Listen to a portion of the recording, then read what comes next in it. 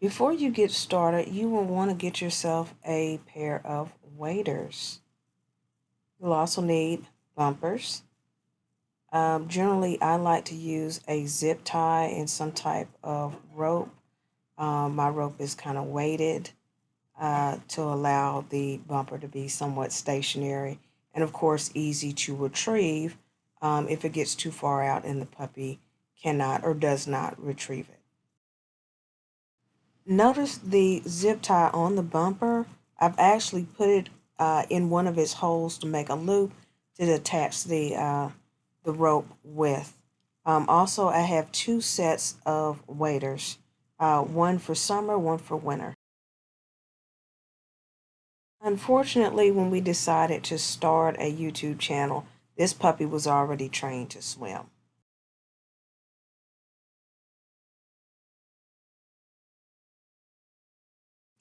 I like to take my puppy to an area with a nice sandbar.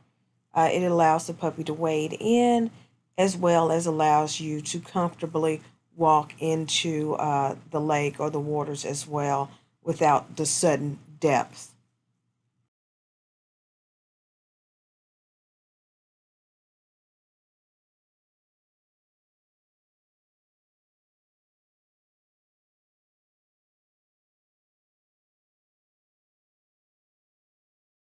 With the waders on, you can go as deep in the water as you need to get the puppy to swim. The most important part of teaching your puppy to swim is not to frighten it and not to force it.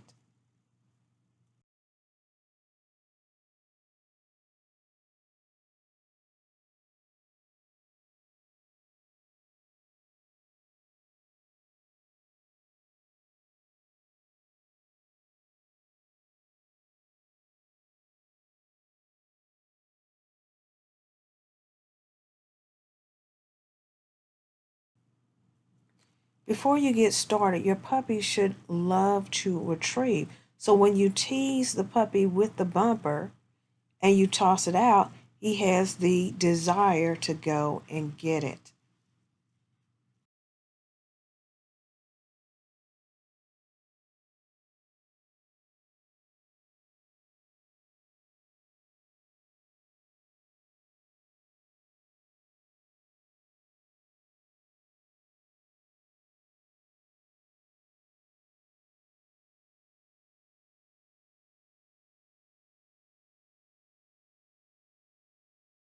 When I'm training my puppies, I like to switch the bumpers out, switch the objects out, because when you get to the NA test, obviously the bumpers that are thrown are not your own. So the puppy should simply want to retrieve whatever it is that you throw out.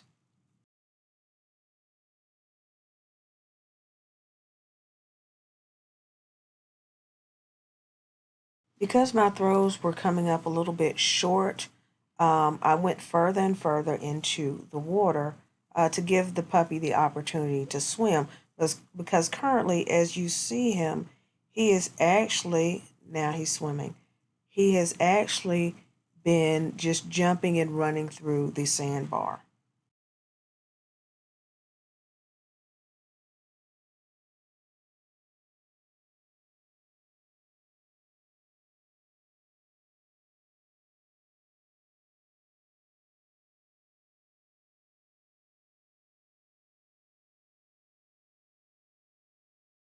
Now, you may be noticing that Liam is wearing a check cord. Now, when we initially trained him, Liam was not wearing a check cord. This check cord is because we have a road running adjacent to us. And it also helps in this deeper water because this is a full lake, um, for him not to get stuck. At some point, he did start taking on a little bit of water, and I noticed he wasn't doing his very, very uh, best. So definitely can be helpful. But yeah, it does have its positives and negatives, but it does allow me to keep the dog out of the road, as well as I'm not throwing the bumper out too far. So if he does get in trouble, I can actually pull him back. Um, But there's also a another way to train that I've heard, but I've never tried. That you wade in with a puppy and let him swim to shore.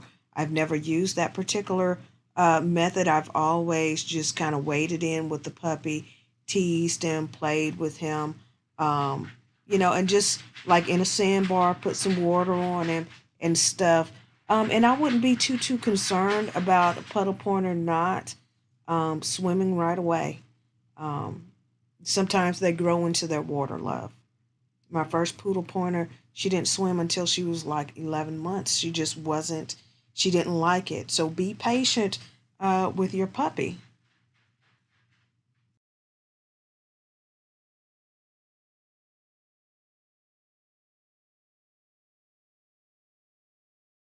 Last bit of advice is this: do not use waterfowl until after the test. No live or dead ducks.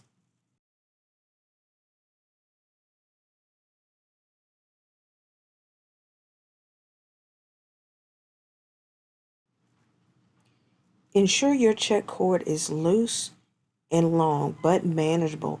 You should be able to pull the puppy back reasonably quickly without being a hindrance to his motion. Never pull it tight.